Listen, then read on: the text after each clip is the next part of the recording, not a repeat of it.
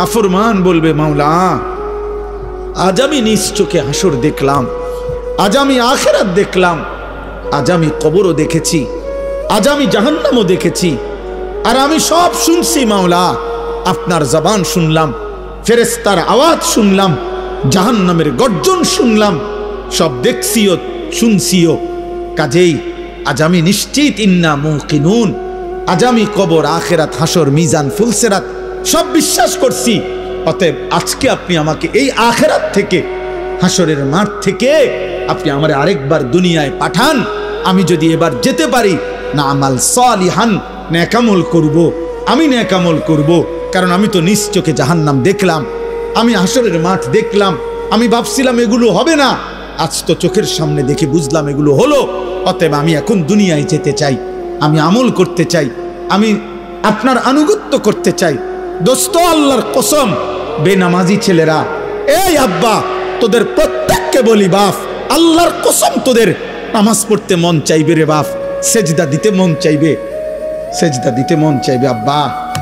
হাসরের ময়দানে হলেও সেদিন মন চাইবে খুব, আল্লাহ আপনি একটু সুযোগ দেন না রে মাওলা, একটা সেজদা দেই আপনারে, একটা রুকু করি মাওলা। আমার সিরিয়াল আইতে তো হয়তো দেরি আছে মাওলা, আমারে তো বিচারের জন্য হয়তো সিরিয়ালে আরো পরে ডাকবে, এই ফাঁকে আমি আপনারে একটা সেজদা দেই। আল্লাহ বলেন ওয়ালাউ শি'না লাআতাইনা কুল্লা নাফসিন হুদাহা। এই নাফরমান, আমি চাইলে তো দুনিয়াতেই প্রত্যেককে সেজদা দিতে পারতাম, দেওয়াইতে পারতাম, আমার আনুগত্য করাইতে পারতাম। আমার জমিন, আমার আসমান, আমার সূর্য, আমার চাঁদ, আমার রাত, আমার দিন, আমার নিঃশ্বাস, আমার অক্সিজেন, আমার হার্টবিট, সবই তো আমার। আমি চাইলে পারতাম বান্দা, আমি তো বাধ্য করে আনুগত্য নিতে পারতাম, কিন্তু যদি বাধ্য করেই নিতাম তো পুরস্কার দেব কেন? তাইলে আর পুরস্কার দেব কেন? তাইলে আর জান্নাত জাহান্নামের কি দরকার? বিচার আচারের কি দরকার? আখিরাতের কি দরকার? হাসরের মাঠের কি দরকার? কারণ আমি যাকে বাধ্য করাইয়া সেজদা করাইছি, তো সেখানে তোমার কৃতিত্ব কি? আর তোমার যদি কোনো কৃতিত্ব না হয় তো পুরস্কার কি? আবার কথা বোঝেন নাই? ওয়ালাউ শি'না লাআতাইনা কুল্লা নাফসিন হুদাহা, আমি চাইলে পারতাম বান্দা, কিন্তু ওয়ালাকিন হাক্কাল কওলু মিন্নি, আল্লাহ বলে আমার চূড়ান্ত ফয়সালা নাফরমান। আজ এটা হাসরের মাঠ, আজ আমি মাফ করার দিন না, আজ হাসরের মাঠ বিচার করার দিন। আজ আমি বিচার করব। লাআমলাআন্না জাহান্নামা মিনাল জিন্নাতি ওয়ান নাসি আজমাইন। আল্লাহ বলবে এই বেঈমান, তোর মতো কোটি কোটি নাফরমান মানুষ এবং জিন দিয়া আমি আল্লাহ আজকে জাহান্নাম পূর্ণ করব, জাহান্নাম পুরা করব। আজ আমি মাফ করব না, আজ আমি বিচার করব। মাফ করতে চাইছিলাম দুনিয়ায়, আমি হাজারবার বলছিলাম, কত মৌলভী, কত ওয়াইজ, কত হুজুর, কত ইমাম, কত বক্তা, কত আলেম, কত পীর, কত বুজুর্গ, কত হাজারি করছে যে রে আল্লাহর বান্দা মাফ চাও, মাফ চাও, মাফ চাও, তওবা করো, তওবা করো। তুমি বেটকি দিয়ে উড়াই দিছো। আরে তো হুজুররা কত কথা কয়, হ্যাঁ তার কথা শুনে কে না দরকার কি? আপনি শুনতেন না, বাতে না খাইবেন, অসুবিধা কি? আপনি বেশি কি খাইয়া উল্টাইলেছেন? ফাঙ্গাস আর তেলাপিয়া আর কি তা আমরা জানি না? আপনি কি দুনিয়া বেশি ভোগ করে ফেলছেন না ফরমান? এই যুবক, কি বেশি দেখে ফেলছো? পরের নর্তকী দেখো, মোবাইলের উলঙ্গ ছবি দেখো, ওই তোমার মা। এই বেটা বেহায়া ছেলে বেটা, যে নারীকে মোবাইলে উলঙ্গ ছবি দেখো, ও তোর মা বেটা, ও তোর বোন। তোর মাকে এমন উলঙ্গ কেউ দেখুক? একটা নির্লজ্জ বেহায়া বল, এখন দাঁড়ায় বল বেটা, তোর মাকে দেখুক উলঙ্গ, তোর বোনকে দেখুক বিবস্ত্র, তোর মেয়েকে কেউ উলঙ্গ দেখুক, তুমি কেন অন্যের মা দেখো? সে কি কারো মা না? সে কি কারো বোন না? সে কি কারো মেয়ে না? ও কি কারো ফুফি না? ও কি কারো খালা না? তোমার ইজ্জতের উপরে হাত ধরকে, তোমার ঘরের সংগ্রামের উপরে। অনেক নাফরমান আছে এমন, যে মূলত এমন নিকৃষ্ট, যে যার ভিতরে এমন মানসিকতা যে আমার বোনের সাথেও যদি কেউ হারাম সম্পর্ক করে আমার আপত্তি নাই, কারণ তুই তো মানুষ না, তুই তো জানোয়ার, তুই তো মূলত জানোয়ার। যদি ইনসানের শেষ রক্ত থাকতো, মানুষের রক্ত যদি এক ফোঁটা শেষ থাকতো, তো নিজের বিবেকে বাঁচত। এটুকু বিবেকও যদি কারো না বাজে, তো তোর শরীরে মানুষের শেষ রক্ত নাই, তোর গায়রত নাই বেটা। তো আল্লাহ বলেন, বান্দা আজ আমি ছাড়ব না। আমি তওবা করতে, মাফ করতে চাইছিলাম বান্দা। আমি দুনিয়া লক্ষবার বলছি যে বান্দা 90 বছরের গুনাহ হায়াত থাকতে যদি মাফ চাও, আমি আল্লাহ 90 বছরের গুনাহ একসাথে মাফ করে দেব। আল্লাহ বলছে হায়াত থাকতে যদি তওবা করতা, আমি আসমান সমান গুনাহ মাফ করে দিতে রাজি। আমি সাগরের ঢেউ পরিমাণ গুনাহ মাফ করে দিতে রাজি। আমি আল্লাহ হিমালয় পর্বতের সমান গুনাহ মাফ করে দিতে রাজি। তো বান্দা, বান্দা তুমি চাইলে আমি মাফ করব, তো কিন্তু এটা দুনিয়ার হায়াতে মাফ করব। ইন আতাইতানি লাইলান আতাইতুকা লাইলান। আল্লাহ বলে, বান্দা গুনাহ নিয়ে যদি তুমি রাত গভীরে আমার কাছে আসো, আমি মাগফিরাত নিয়ে রাত গভীরেই তোমার কাছে আসব। ইন আতাইতানি নাহারান আতাইতুকা নাহারা। তুমি যদি দিনে আসো, আমি দিনেই আসব। তুমি বান্দা আসবা গুনাহ নিয়া, আমি রব আসবো রহমত মাগফিরাত নিয়া। তুমি আসবা এক বিগত, আমি আল্লাহ আসবো এক হাত। তুমি আসবা এক হাত, আমি আসবো 2 হাত। তুমি আসবে হাঁটতে হাঁটতে, আমি রব মাগফিরাত নিয়ে আসবো দৌড়তে দৌড়তে। আজ দেব মাফ, ওয়ালাকিন হাক্কাল কওলু মিন্নি। কিন্তু বান্দা আজ আখিরাত হাসরের মাঠ। আজ আমি রহমান না, আজ আমি রহিম না, আজ আমি জব্বার, আজ আমি কাহ্হার। হাসরের মাঠে আমি আজিজ, আমি যুনতিকাম। আজকে আমি প্রবল প্রতাপান্বিত, প্রচন্ড রাগান্বিত। আজকে আমি যুনতিকাম, প্রতিশোধ গ্রহণকারী। আজকে আমি শাদীদুল ইকাব, কঠিন শাস্তিদাতা। আজকে আমি সারিউল হিসাব, বড় দ্রুত হিসাব গ্রহণকারী। ফায়াউমা ইদিল্লা ইউআযিবু আযাবাহু আহাদ। আল্লাহ বলে, বান্দা হাসরের ময়দানে বান্দা তোরে আমি এমন শাস্তি দেব রে বান্দা, কায়নাতের সবাই মিলেও কেউ তোকে এমন শাস্তি ইতিপূর্বে দেয় নাই। আমার রহমত যেমন দেখছিলাম অনেক দিন, আজ আমার শাস্তি দেখবা তুমি। মায়া করছিলাম তো আমি 60 বছর। কত রাত গেল, একটা সেজদা দাও নাই, আমি এক বেলার ঘুম বন্ধ করি নাই। 365 দিনে খোদার একটি বছরে কোনো দিন ফজরের নামাজ পড়ো নাই না ফরমান। তারপরও যখনই ঘুম থেকে উঠতে চেয়েছ, আমি আল্লাহ 2 চোখের আমি খুলে দিয়েছি, তোমার ঘুম ভাঙ্গায় দিছি। আমি তো নারাজ হই নাই, আমি তো নারাজ হই নাই। আল্লাহু ইয়াতাওয়াফাল আনফুসা হিনা মাউতিহা ওয়াল্লাতী লাম তামুত ফি মানামিহা। মৃত্যুর সময় আল্লাহ বলেন, যেভাবে রুহু শরীর থেকে আলাদা হয়, প্রত্যেকবারের ঘুমের সময়ও খোদার কসম আল্লাহ কোরআনে বলে, প্রতিবার ঘুমে মানুষের রুহু আমি আল্লাহ দেহ থেকে আলাদা করে ফেলি। মৃত্যুর দিন যেমনে আর রুহু ফেরত দেই না, ঘুমের রুহুটাও আমি চাইলে ইচ্ছা করলে আর ফেরত না দিয়ে রাখতে পারি, আমি প্রতিবার ফিরায় দেই। ওয়ায়ুরসিলুল উখরা ইলা আজালিন মুসাম্মা। এভাবে একটা নির্দিষ্ট সময় পর্যন্ত আমি প্রত্যেকবারের রুহুটা ফেরত দেই। কিন্তু একদিন এমন নেওয়া নেব রে বান্দা, আর কোনোদিন আমি ফেরত দেব না। আর না চলো ভাই। আসলে নিয়ম মাফিক বক্তা ওয়াইজ যেমনি সুন্দর করে গুছায় গেছে, আমি পারি না, আমি এই ডকের বক্তা নাইবে, এই জন্য আউলা জাউলা বললাম। বাকি আমি আমার আবেগ যে কথাটা বুঝাইতে চাইলাম, আলহামদুলিল্লাহ কি পরিমাণ নওজোয়ান মুসলমানের সন্তান, প্রিয় ভাই বাবা দৌড়ায় আসছেন, মাশাআল্লাহ। এটা যেন শুধুমাত্র এটুকুর বিশ্লেষণ না হয় যে কোনো বক্তার জনপ্রিয়তা। খোদার কসম, এর দ্বারা কোনো লাভ হবে না, না আমার না আপনাদের, না আমার না আপনাদের।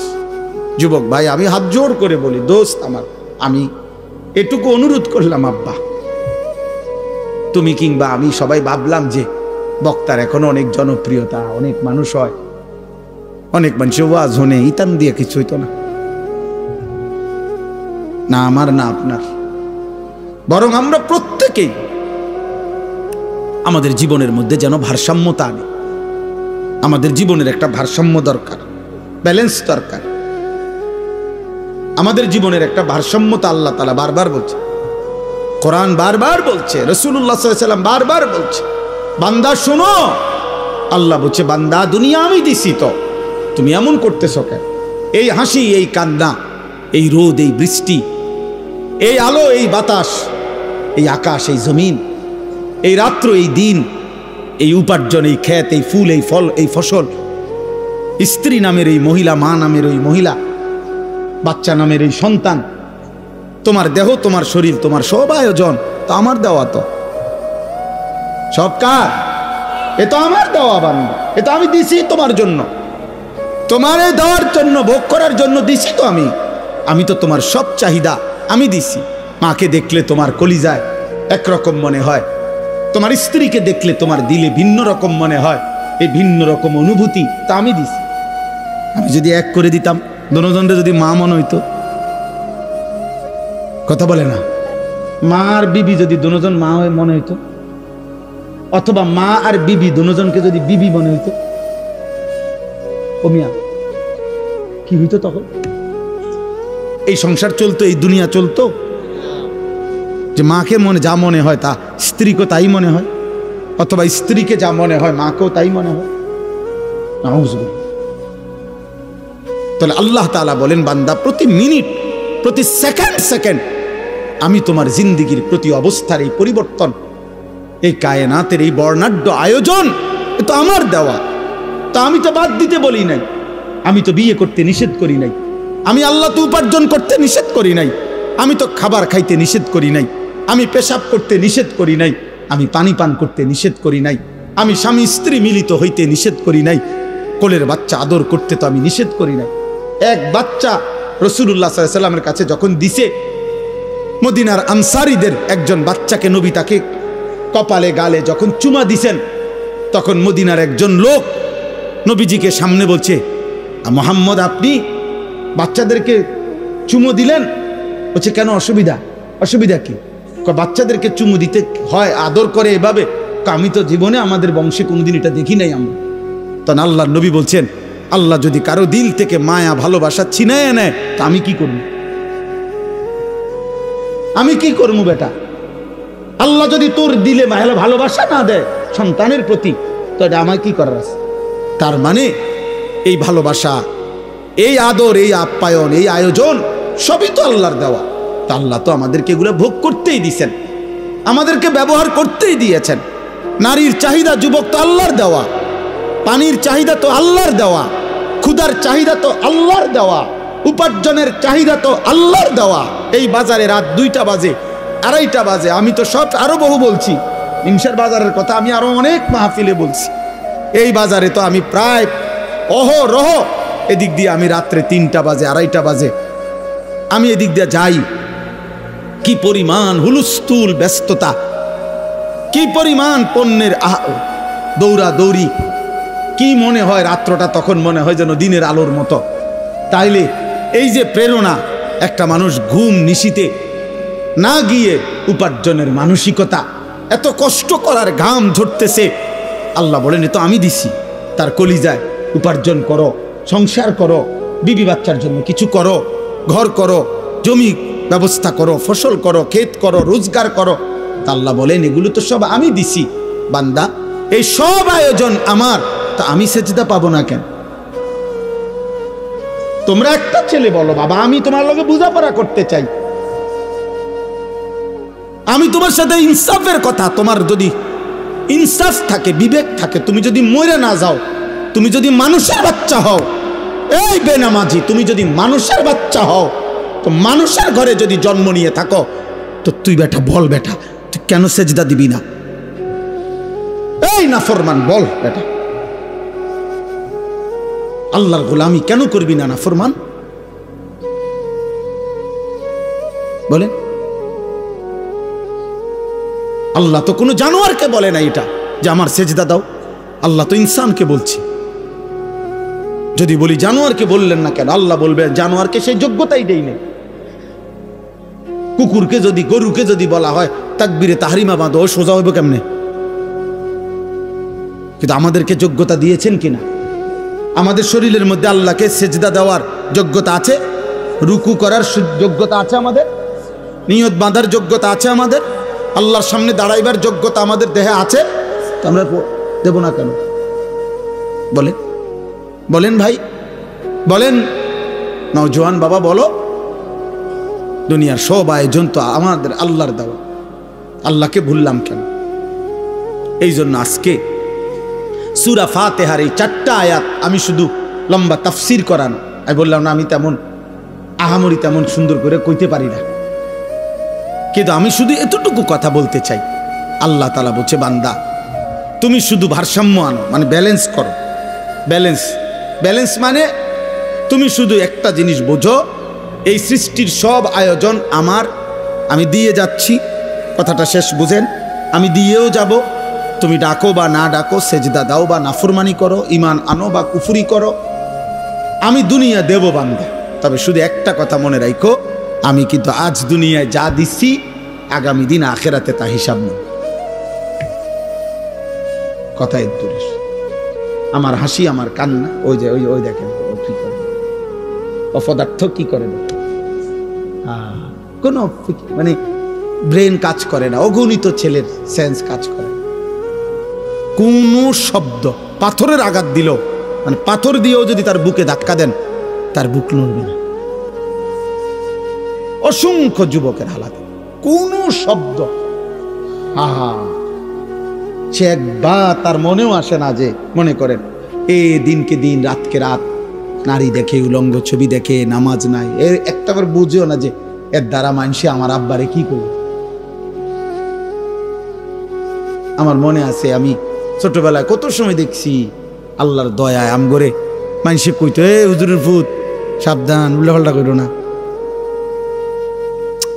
এটা তো নিয়ামত, এটা নিয়ামত না? মানুষে যেটা কইছে আর শর্মে তখন সরে গেছি, এ হুজুরের ভূত, হুজুরের ভূত।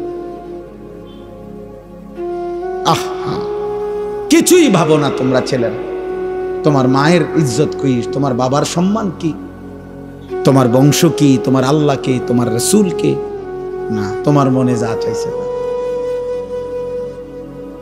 তোমার মনে যা চাচ্ছে তাই।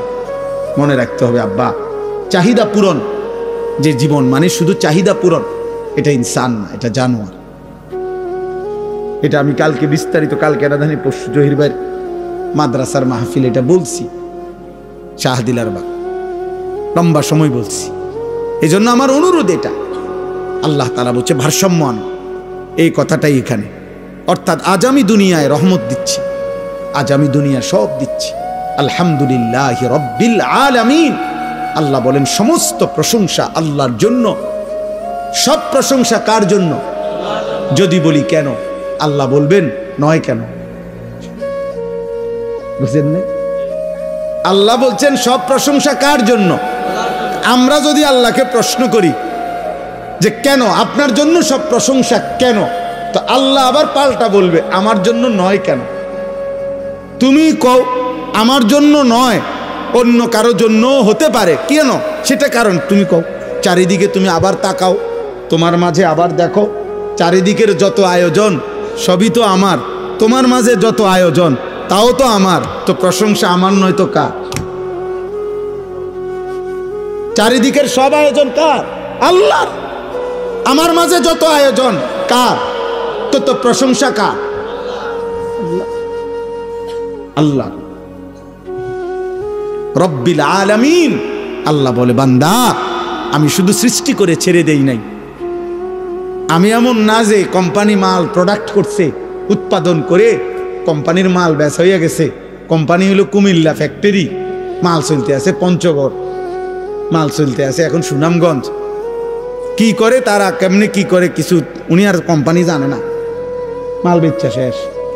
আল্লাহ তাআলা বলে না বান্দা, সৃষ্টি আমি যাকে করেছি আমি তাকে আমার হাতছাড়া করি নাই, আমার কুদরতি হাতে 24 ঘন্টা আমি তাকে লালন করছি, পালন করছি।